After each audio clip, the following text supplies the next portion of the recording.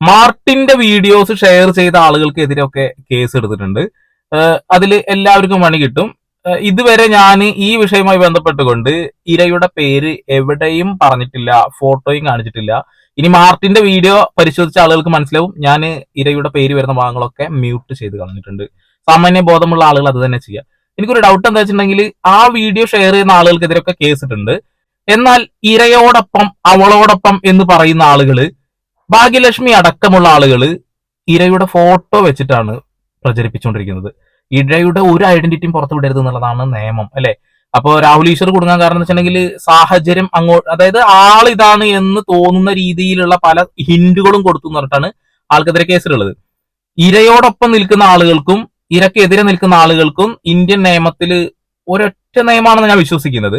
അങ്ങനെയെങ്കിൽ ഒരുപാട് ആളുകൾ, ഞാൻ അത് അന്ന് തന്നെ നോക്കിയിട്ടുണ്ടായിരുന്നു. കാരണം ഇരയോടൊപ്പം അവളോടൊപ്പം എന്നൊക്കെ പറഞ്ഞിട്ട് ഭയങ്കര സപ്പോർട്ട് പറഞ്ഞുകൊണ്ട് അവരുടെ ഫോട്ടോ ഇങ്ങനെ പ്രചരിപ്പിക്കുന്ന തെറ്റല്ലേ എന്ന് ഞാൻ ഒരാളോട് ചോദിക്കും ചെയ്തു, ഒരു വക്കീലോട് ചോദിക്കും ചെയ്തു.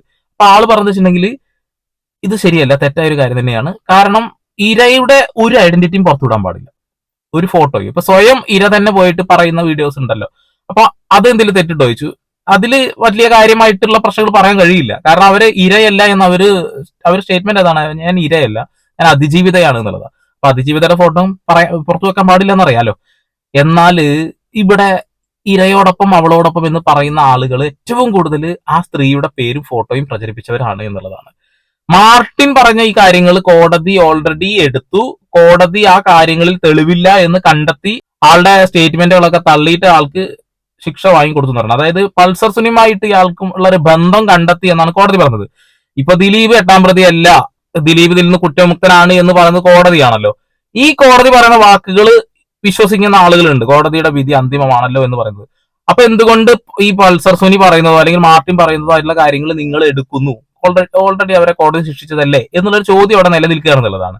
ഓക്കെ, സോഷ്യൽ മീഡിയയിൽ വരുന്ന ഇത്തരം വീഡിയോസ് റിയാക്ട് ചെയ്യലാണ് നമ്മുടെ ചാനലിന്റെ ഒരു സ്വഭാവം. അതാണ് അതിന്റെ ഭാഗമായിട്ടാണ് നമ്മൾ മാർട്ടിന്റെ വീഡിയോസും ഷെയർ ചെയ്തിട്ടുള്ളത്. പക്ഷെ അയാൾ പറയുന്ന കാര്യങ്ങളിൽ ഇരയുടെ പേര് നമ്മുടെ ചാനലിലില്ല. ഇനി നമുക്ക് നേരെ വീഡിയോയിലോട്ട് കിടക്കാം. ഇവിടെ ലാൽ എന്ന് പറയുന്ന വ്യക്തി കുറെ കാര്യങ്ങൾ ഈ കേസ് നടക്കുന്ന സമയത്ത് പറഞ്ഞിട്ടുണ്ടായിരുന്നുള്ളതാണ്. അതിൽ ഭയങ്കരമായിട്ടുള്ള ഡൗട്ടുകൾ ഒരുപാട് ആളുകൾ പ്രകടിപ്പിച്ചിരുന്നു എന്നുള്ളതാണ്. അതിൽ ചില ഡൗട്ടുകൾ ഞാൻ കൊണ്ടുവന്നിട്ടുണ്ട്, നിങ്ങളൊന്ന് കേട്ടു നോക്ക് അല്ലെങ്കിൽ ഒന്ന് കണ്ടു നോക്ക്. നിങ്ങൾക്ക് എന്താ തോന്നുന്നു കമന്റ് ചെയ്യും. എന്റെ മകൻ പറഞ്ഞു, അവൻ എന്നെ പയ്യനാണ്, വലിപ്പത്തിന് എന്റെ അടുത്ത് ഉണ്ടെങ്കിലും അവൻ എന്റെ അടുത്ത് കണ്ടിട്ട് ദേഷ്യം പറഞ്ഞു, ഞാൻ എന്റെ മോനെ പോലെയാണ് പപ്പ അവനെ നോക്കിയത് എന്ന് പറഞ്ഞു. അപ്പൊ അങ്ങനെ ഒരു ഇഷ്ടം തോന്നുന്ന ഒരു സ്വഭാവം അല്ലെങ്കിൽ അതിനുള്ള മിടുക്കവനുണ്ട്. പൾസർ സുനിയെ മകനെ പോലെയാണ് തന്റെ മകൻ കണ്ടത് എന്ന് പറഞ്ഞാൽ അത്ര നല്ല സവിശേഷതയുള്ള സവിശേഷത സ്വഭാവമുള്ള ആളാണ് എന്നാ പറയുന്നത്. ഓക്കെ, എന്ത് പറയാനാണ്, അവർ ഞെട്ടിത്തരിച്ചു പോയത്ര അയാൾ അറസ്റ്റ് ചെയ്ത സമയത്ത്. ഒരുപാട് നിഗൂഢതകൾ ഇതിനകത്ത് കിടക്കുന്നുണ്ട്. ഇപ്പൊ മാർട്ടിൻ പറഞ്ഞ അതിജീവിതവുമായി ബന്ധപ്പെട്ടുള്ള കാര്യങ്ങൾ മാറ്റി നിർത്തണമെന്നുണ്ടെങ്കിൽ ലാലുമായി ബന്ധപ്പെട്ടുകൊണ്ട് പറഞ്ഞൊരു കാര്യമുണ്ട്, കള്ളക്കടത്തും കാര്യങ്ങളൊക്കെ പറയുന്നുണ്ട്. അതൊക്കെ കേരള പോലീസിന് അന്വേഷിക്കാവുന്നതേ ഉള്ളൂ എന്ന് എനിക്ക് തോന്നുന്നു. കാരണം പ്രതി പറഞ്ഞത് മാത്രമാണ് ഇപ്പൊ പലരും വിശ്വസിക്കുന്നത്. ഈ പ്രതിയല്ല, കുറ്റക്കാരല്ല എന്ന് പറഞ്ഞ് പുറത്തു വന്ന ആളുകൾ പറഞ്ഞ ആരും വിശ്വസിക്കുന്നില്ല. അപ്പൊ അങ്ങനെ ഡൗട്ട് ഞാൻ ചോദിച്ചാണ്. ഇനി രണ്ടാമത്തെ ക്ലിപ്പ് ഒന്ന് കാണാം. എന്റെ അടുത്തേക്കാണ് അവൾ ഓടി വന്നിരിക്കുന്നത്, ഞാനാണ് ആദ്യം പോലീസിനെ അറിയിക്കുന്നത്, പോലീസ് വരുന്നു എന്നൊക്കെ പറയുന്ന കാരണങ്ങൾ വെച്ചിട്ട് തന്നെ ജനം അത്യാവശ്യം ഒന്ന് ചിന്തിക്കും. എന്നിട്ടും വന്നിട്ടുണ്ടായിരുന്നു പല പത്രങ്ങളിലും ലാലിനെ അറസ്റ്റ് ചെയ്ത് ചോദ്യം ചെയ്താൽ എല്ലാ കാര്യങ്ങളും തെളിയുന്നു. പക്ഷെ അതുകൊണ്ട് എനിക്കത് വേദനയായിട്ടും തോന്നിയില്ല. കാരണം എന്നെ സംശയിക്കാനുള്ള ചാൻസസ് കുറവാണ് മറ്റുള്ളവർക്കും ജനങ്ങൾക്കും. ജനങ്ങളെ സംശയിക്കുക എന്ന് പറയുന്നത് ഏറ്റവും വലിയ കാര്യം. ഇപ്പൊ എനിക്ക് തന്നെ അറിയാവുന്നതാണ് നമ്മുടെ ഒരു ജനങ്ങള് അദ്ദേഹത്തിനെ അവിശ്വസിക്കില്ല, തെറ്റുകാരനാണെന്ന് കാണില്ല എന്നൊക്കെ പറയുന്നു. മാർട്ടിന്റെ വീഡിയോസ് ഇഷ്ടം പോലെ നമ്മൾ കണ്ടല്ലോ. ഇരയുടെ ഭാഗം മാറ്റി വെക്കുകയാണെന്നുണ്ടെങ്കിൽ മാർട്ടിന് ഒരുപാട് കാര്യങ്ങൾ ലാലുമായി ബന്ധപ്പെട്ട് കൊണ്ട് പറഞ്ഞിട്ടുണ്ട്. ഇത് ഒരു തലത്തല്ല, ഒരുപാട് സ്ഥലങ്ങളിൽ പറഞ്ഞത് കൊണ്ട് തന്നെ അയാൾക്ക് തെളിവുകൾ സബ്മിറ്റ് ചെയ്യാൻ കഴിയാത്തതിന്റെ ഭാഗമായിട്ടാണ് കുടുങ്ങിപ്പോയതെന്നാണ് നമ്മളൊക്കെ വിശ്വസിക്കുന്നത്, അല്ലെ? ഇവിടെ ലാലിന്റെ ദിശയിലേക്ക് വിരൽ ചൂണ്ടുന്ന ആളുകളുടെ എണ്ണം ഇപ്പൊ ക്രമാതീതമായിട്ട് കൂടിക്കൊണ്ടിരിക്കുന്നുണ്ട് എന്നുള്ളതാണ്.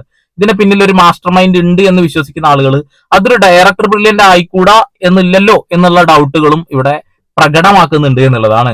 ലാലിലേക്ക് കൂടുതൽ ആളുകൾ വിരൽ ചൂണ്ടാനുള്ള കാരണം മാർട്ടിന്റെ 1, 2, 3 വീഡിയോസ് ആണ് എന്നുള്ളതാണ്. അയാളെ കോടതി ശിക്ഷിച്ചു, അയാൾ ഇനി ഹൈക്കോടതി പോയിട്ട് ഇത് വാദിച്ചാലും രക്ഷപ്പെടാൻ പോകുന്നില്ല. കാരണം എന്താ വെച്ചിട്ടുണ്ടെങ്കിൽ തെളിവുകൾ ആൾക്ക് സബ്മിറ്റ് ചെയ്യാൻ കഴിയില്ല. അയാൾക്ക് എതിരെയാണ് എല്ലാ തെളിവുകളും കിടക്കുന്നത്. അതുകൊണ്ട് അയാൾ കുറ്റക്കാരൻ തന്നെയാണ് എന്നുള്ള കാര്യത്തിൽ തർക്കമൊന്നുണ്ട്. പക്ഷെ പറയുന്ന പല വാക്കുകളിലും എന്തോ ഉണ്ട് എന്നൊരു സംശയം നമുക്ക് എല്ലാവർക്കും തോന്നുന്നുണ്ട്. അങ്ങനെയൊക്കെ ഒരു മാറ്റം വരണമെന്നുണ്ടെങ്കിൽ നമ്മളെ സംശയങ്ങൾ മാറുന്നുണ്ടെങ്കിൽ ഈ ജനങ്ങൾക്ക് ഈ കേസിൽ യഥാർത്ഥ പ്രതികൾ ഇനിയും ഉണ്ടെങ്കിൽ അത് കണ്ടെത്തണം എന്നൊരു ആഗ്രഹമുണ്ട്. ഈ ചൂടാറുന്നതിന് മുന്നേ തന്നെ കണ്ടെത്താൻ കഴിയും വലിയ കാര്യം. പക്ഷെ ഇത് ഹൈക്കോടതിയിൽ പോയി അവിടെ നിന്ന് മേൽക്കോടതി ഇനിയും സുപ്രീം കോടതിയിലൊക്കെ പോകുമ്പോൾ ഏകദേശം 2 വർഷം 3 വർഷത്തിന് മുകളിൽ ഈ കേസ് ഇനിയും മുന്നോട്ട് പോയിക്കൊണ്ടേയിരിക്കും. അപ്പൊ ഒരു ക്യൂരിയോസിറ്റിയുടെ പുറത്ത് ഇപ്പോ ആളുകൾ ഇത്തരം വീഡിയോസ് ഷെയർ ചെയ്തുകൊണ്ടിരിക്കുകയെന്നാണ് ഞാൻ മനസ്സിലാക്കുന്നത്. ഈ ഷെയർ ചെയ്യുന്ന വീഡിയോ പോലെ തന്നെയാണ് അവളോടൊപ്പം എന്ന് പറഞ്ഞുകൊണ്ട് അവരുടെ ഫോട്ടോ ഷെയർ ചെയ്യുന്നതെന്നാണ് ഞാൻ വിശ്വസിക്കുന്നത്. അങ്ങനെ നോക്കുകയാണെന്നുണ്ടെങ്കിൽ കേരളത്തിലെ ഒരു 10-60% ആളുകൾക്കെതിരെ കേസ് എടുക്കേണ്ടി വരും. അത്രമാത്രം ആളുകൾ ആ ഫോട്ടോ ഷെയർ ചെയ്തിട്ട് ഭയങ്കര എക്സ്പ്ലനേഷനും കാര്യങ്ങളൊക്കെ ഇട്ടിട്ടുണ്ട്. ഇന്നലെ പൾസർ സുനിയെ അറസ്റ്റ് ചെയ്തു, കോടതിയിലിട്ട് അറസ്റ്റ് ചെയ്തു എന്ന് പറഞ്ഞപ്പോൾ ക്രിക്കറ്റ് കളി ഇന്ത്യ ജയിച്ച സന്തോഷത്തോടെ ഞങ്ങൾ ചാടി ഒന്ന് കൈയടിച്ചു. അടുത്ത നിമിഷത്തിൽ നമ്മൾ ആലോചിക്കുന്നത് ഇയാൾക്ക് തോന്നുകയാണ് ഇതിന്റെ എല്ലാം പുറകിൽ ലാലായിരുന്നു, അല്ലെങ്കിൽ ഇതിന്റെ എല്ലാം പുറകിൽ ആൻഡോ ആയിരുന്നു, അല്ലെങ്കിൽ വേറെ ആരെങ്കിലും അയാൾക്ക് ശത്രുതയുള്ള ഒരാളുടെ പേര് ഒന്ന് പറഞ്ഞാൽ അയാളുടെ ജീവിതം തീർന്നു. ഇതാണ് മുൻകൂർ ജാമ്യം എന്ന് പറയുന്ന സാധനം. മുൻകൂർ ജാമ്യം അയാൾ ഞങ്ങളുടെ എല്ലാവരുടെയും പേര് പറഞ്ഞാൽ തീർന്നു. അപ്പൊ ആളുകൾ ലാലങ്ങനെ പറഞ്ഞിട്ടുണ്ടായിരുന്നല്ലോ എന്നൊരു കാര്യത്തിലേക്ക് നയിക്കും എന്നുള്ളതാണ്. ഇപ്പൊ മാർട്ടിൻ പല പേരുകളും പറഞ്ഞില്ലേ, അതില് പല പേരും പറഞ്ഞിട്ടുണ്ടെങ്കിൽ ഉറച്ചു നിന്നുകൊണ്ടാണ് ലാലിന്റെ പേര് എല്ലാ വീഡിയോസും നോക്കി അങ്ങ് മനസ്സിലാവും. എല്ലാ വീഡിയോസിലും അത് പറയുന്നുണ്ട് എന്നുള്ളതാണ്. ഇതിന്റെ പിന്നെ ആരാ കളിച്ചെന്നുള്ളത് ആ വീഡിയോ വേണമെന്നുണ്ടെങ്കിൽ ഞാൻ പുതിയൊരു ആംഗിളിൽ മാതൃഭൂമി ന്യൂസ് പുറത്തു വിട്ടതാണ്, അതൊന്ന് കാണിച്ചു തരാം. ശ്രീകുമാർ മേനോനും മഞ്ജു വാര്യറും രമ്യ നമ്പീശനും കൂടി ദിലീപിനെ ചതിക്കാൻ വേണ്ടി ഒരുക്കി കെണിയത്. എനിക്ക് സത്യസന്ധമായിട്ടുള്ള കാര്യങ്ങൾ പറയാനുള്ളത്.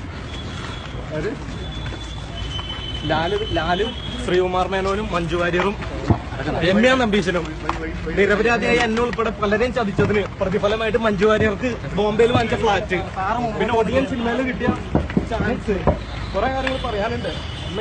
ബഹുമാനപ്പെട്ട കോടതിയെ പൂർണ്ണ വിശ്വാസം യഥാർത്ഥ സത്യങ്ങൾ ഞാൻ ബഹുമാനപ്പെട്ട കോടതി മുമ്പാകെ ബോധ്യപ്പെടുത്തിയിട്ടുണ്ട്.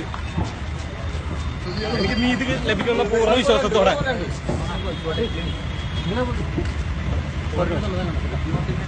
ഓക്കെ, ഇത് കോടതിയിൽ ആള് സ്ഥാപിക്കാൻ ശ്രമിച്ചിട്ട് ആള് തോറ്റുപോയ കേസാട്ടോ. കാരണം അയാളുടെ കയ്യിൽ തെളിവും കാര്യങ്ങളൊന്നും ഉണ്ടായിരുന്നില്ല എന്നുള്ളതാണ്. ഇത് വാഹനത്തിൽ വെച്ച് അയാൾ കേട്ടു എന്നൊരു കാര്യമാണ് പറയുന്നത്.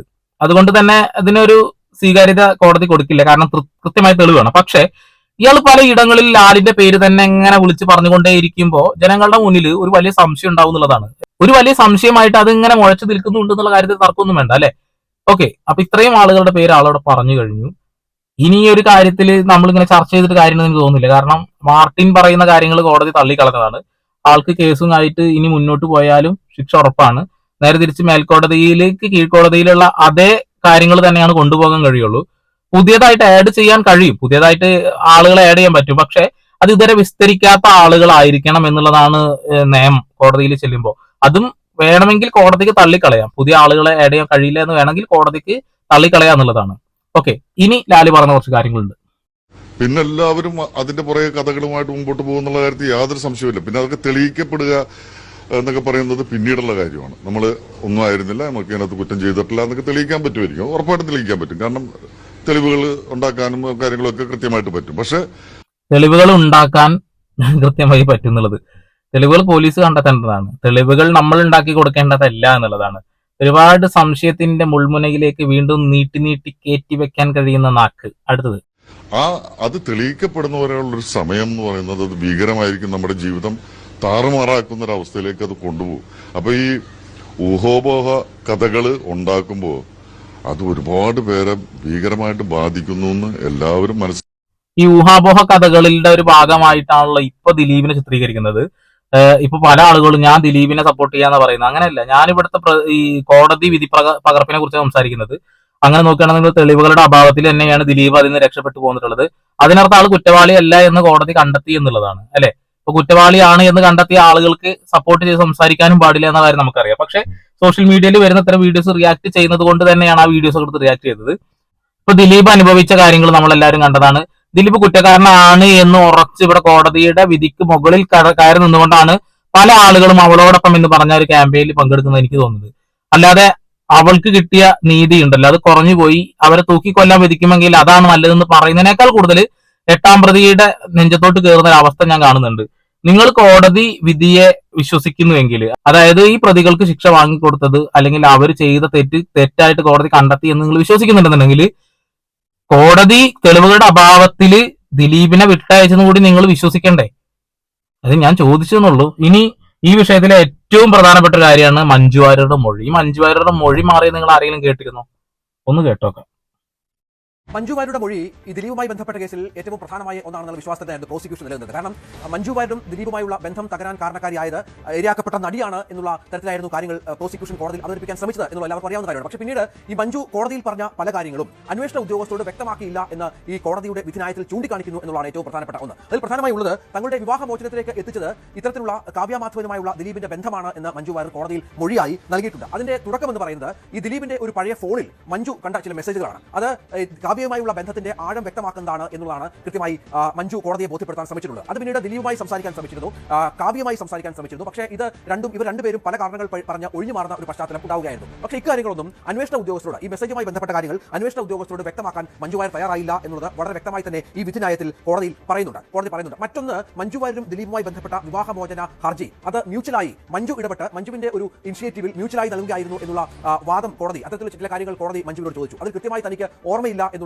മറുപടിയായിരുന്നു മഞ്ജുവിന്റെ ഭാഗത്ത് നിന്ന് ഉണ്ടായിരുന്നത്. അതായത് ഈ വിവാഹമോചനം കാവ്യയുമായുള്ള ദിലീപിന്റെ ബന്ധത്തെ തുടർന്നായിരുന്നു എങ്കിൽ ഈ വിഷയം മോചനവുമായി ബന്ധപ്പെട്ട കുടുംബ കോടതിയിൽ തെളിയിക്കാൻ തനിക്ക് സാധിക്കുമോ എന്നുള്ള സംശയം മഞ്ജുവിന് ഉണ്ടായിരുന്നു എന്നത് കോടതിക്ക് ബോധ്യപ്പെടാൻ ഒരു കാരണമായി ഇത് മാറുകയായിരുന്നു. കാരണം മ്യൂച്വൽ പെറ്റീഷൻ നൽകിയത് മഞ്ജു ആണെന്ന് കോടതിയെ ബോധ്യപ്പെടുത്താൻ പ്രതിഭാഗം അഭിഭാഷകനായി എന്നുള്ളത് ഏറ്റവും പ്രധാനപ്പെട്ട ഒരു കാര്യമാണ്. മറ്റൊന്ന്, ഈ കാവ്യയുമായി ബന്ധം താൻ അറിഞ്ഞപ്പോൾ താൻ കാവ്യയുടെ അമ്മയെ വിളിച്ചിരുന്നു എന്ന് മഞ്ജു വാര്യർ പറയുന്നുണ്ട്. കാവ്യയുടെ അമ്മ എന്നുള്ളത് ഇതിൽ വളരെ പ്രധാനപ്പെട്ട ഒരു പ്രോസിക്യൂഷൻ വിറ്റ്നസ്സായി രേഖപ്പെടുത്തിയിട്ടുള്ള ഒരാളാണ്. കാവ്യയുടെ അമ്മ ഇക്കാര്യം തനിക്ക് അറിയാമെന്നും തനിക്ക് ദിലീപും കാവ്യയുമായുള്ള ബന്ധത്തിൽ ചില ആശങ്കകളുണ്ട് എന്നും മഞ്ജുവിനോട് വ്യക്തമാക്കിയെന്നാണ് മഞ്ജു മൊഴിയായി കോടതിയിൽ പറഞ്ഞിട്ടുള്ളത്. പക്ഷേ ഇക്കാര്യവും അന്വേഷണ ഉദ്യോഗസ്ഥരോട്, കാരണം വളരെ വൈറ്റലായിട്ടുള്ള ഒരു എവിഡൻസ് കൂടിയായിരുന്നു ഇത് എന്ന് മനസ്സിലാക്കണം. പക്ഷേ ഇക്കാര്യവും അന്വേഷണ ഉദ്യോഗസ്ഥരോട് മഞ്ജു വ്യക്തമാക്കിയിട്ടില്ല എന്നുള്ളത് ഗൗരവത്തോടുകൂടി കോടതി കണ്ടു എന്നുള്ളത് ഏറ്റവും പ്രധാനപ്പെട്ട ഒന്നാണ്. ഈ വിവരം അറിഞ്ഞതിന് ശേഷം ഈ ബന്ധത്തെക്കുറിച്ച് ഇരയാക്കപ്പെട്ട നടിക്ക് അറിയാമായിരുന്നു എന്നും ഈ നടിയുമായി ഉള്ള കൂടിക്കാഴ്ചയ്ക്ക് സംയുക്ത വർമ്മയ്ക്കും ഒപ്പം ഗീതു മോഹൻദാസിനും ഒപ്പം ഈ നടിയുടെ വീട്ടിലെത്തി എന്നുള്ള കാര്യവും മൊഴിയായി പറയുന്നുണ്ട്.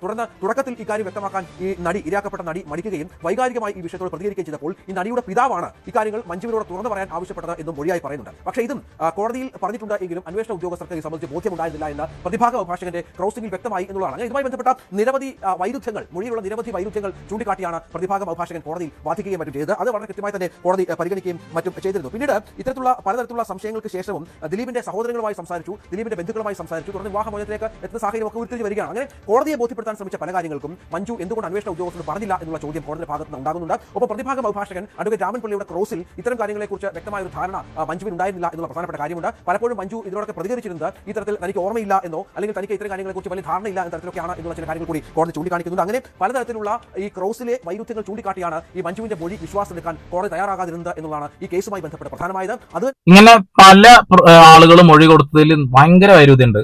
അതിന്റെയൊക്കെ ഭാഗമായിട്ട് തന്നെയാണ് ദിലീപ് അതിൽ നിന്ന് ഊരിപ്പോരുന്നുള്ളതാണ്. അയാൾക്ക് എതിരെ ഇപ്പൊ പൾസോണിയുമായിട്ടുള്ള ബന്ധം ഇവർക്ക് സ്ഥാപിക്കാൻ കഴിഞ്ഞില്ല, അത് കണ്ടെത്താൻ കഴിഞ്ഞില്ല, അതുകൂടാതെ ഗൂഢാലോചന തെളിയിക്കാൻ കഴിഞ്ഞില്ല, അങ്ങനെ പല കാര്യങ്ങളും ഇവർക്ക് തെളിയിക്കാൻ കഴിഞ്ഞിട്ടില്ല എന്നുള്ളതാണ്. അപ്പോ ആ ഒരു കാരണങ്ങൾ കൊണ്ടൊക്കെ ദിലീപ് കുറ്റമുക്തനാവുന്നു, തെളിവുകളില്ല. പിന്നെ നമ്മൾ ദിലീപിനെ ക്രൂശിച്ചുകൊണ്ടിരിക്കുന്ന എന്ത് കാര്യമാണെന്ന് എനിക്ക് മനസ്സിലാവുന്നില്ല. ദിലീപ് കുറ്റക്കാരനാണെന്ന് ഇനിയിപ്പോ ഹൈക്കോടതിയിലെത്തി ഹൈക്കോടതി തീരുമാനിക്കുകയാണെങ്കിൽ കണ്ടെത്തുകയാണെന്നുണ്ടെങ്കിൽ ഓക്കെ, നമ്മൾ ഈ പറയുന്ന വാക്കുകൾ തിരുത്തേണ്ടി വരും, തിരുത്തുക തന്നെ ചെയ്യും. അങ്ങനെ അയാൾ കുറ്റക്കാരനാണ് എന്ന് തെളിയുകയാണെങ്കിൽ തീർച്ചയായും നമ്മൾ ദിലീപിനെ എതിരെ തന്നെ ശബ്ദിക്കുന്നുള്ളതാണ്. ഇനി പ്രേംകുമാർ പറയുന്ന ഈ വാക്ക് നിങ്ങളൊന്ന് കേട്ടോക്കണം കേട്ടോ. ഇതൊരു സത്യസന്ധമായ കാര്യമാണ്, ഒന്ന് കേട്ടോക്കെ.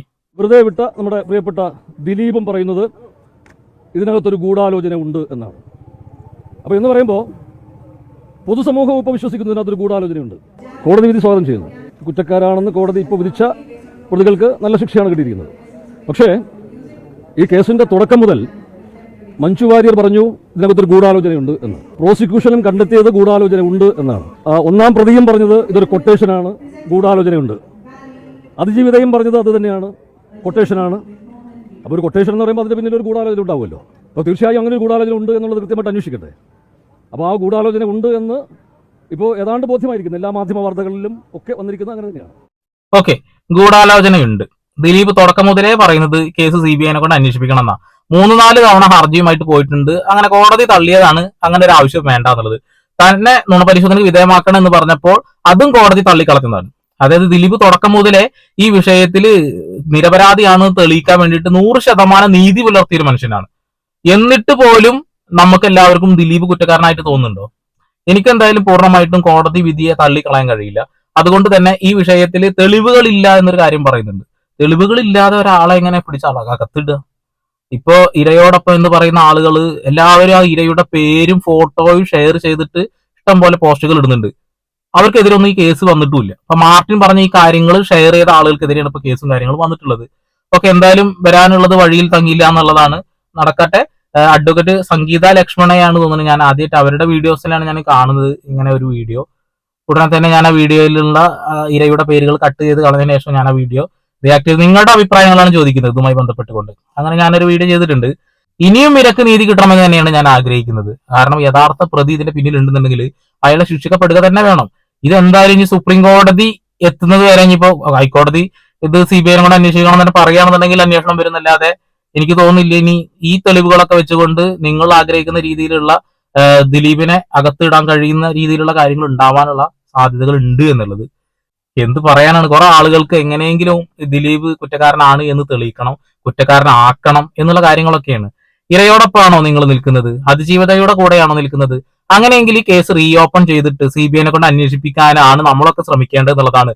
അല്ലാതെ നമ്മളിവിടെ സംസാരിച്ചു കൊണ്ടിരുന്നിട്ട് ഒരു കാര്യമില്ല എന്നുള്ളതാണ്. ഇപ്പൊ മാർട്ടിൻ എന്തായാലും ഒരു പോരാൻ കഴിയില്ല. കാരണം അയാൾക്കെതിരെ ശക്തമായിട്ടുള്ള തെളിവുകൾ കോടതിയിലുണ്ട്.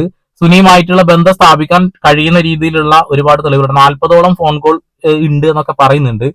ഓക്കെ, അപ്പൊ എന്തായാലും വരും ദിവസങ്ങൾ നമുക്ക് അറിയാൻ കഴിയും. വീണ്ടും വരെ പുതിയ വാർത്താവിശേഷങ്ങളുമായി ഇവിടെ പാൾ സൈനിങ് ഓഫ്.